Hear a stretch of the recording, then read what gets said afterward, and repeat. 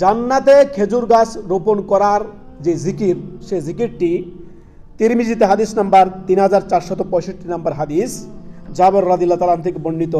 তিনি বলেন, নবী সাল্লাল্লাহু আলাইহি সাল্লাম বলেন যে মান ক্বালা, যে ব্যক্তি এমনটি বলবে, সুবহানাল্লাহিল আযীম ওয়া বিহামদিহি গুরিসাত লাহু নাখলাতুল ফিল জান্নাহ। সুবহানাল্লাহ, চিন্তা করেছেন? ইয়া রাব্বুল আলামিন, সুবহানাল্লাহ। ছোট্ট একটি জিকির, এই জিকিরটি যদি আপনি করেন তাহলে আল্লাহ রব্বুল আলামিনের আপনার জন্য জান্নাতে একটি খেজুর গাছ রোপণ করা হবে। সুবহানাল্লাহ।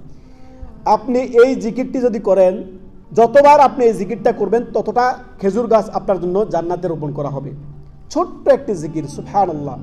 আপনি একবার পাঠ করলেন, একটি খেজুর গাছ রোপণ করা হলো। দুইবার করবেন, দুইটি খেজুর গাছ। এইভাবে যতবার আপনি এই জিকিরটি পাঠ করবেন ততবারই আপনার জন্য একটি খেজুর গাছ জান্নাতে রোপণ করা হলো। সুবহানাল্লাহ, সুবহানাল্লাহ। হাদিসটি তিরমিজিতে আসছে 3465 নম্বর হাদিস, জাবের রাদিয়াল্লাহু তাআলা থেকে বর্ণিত।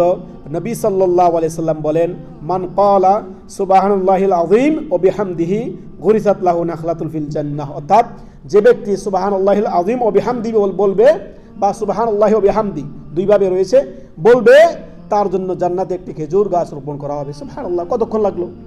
10 সেকেন্ড, 20 সেকেন্ড।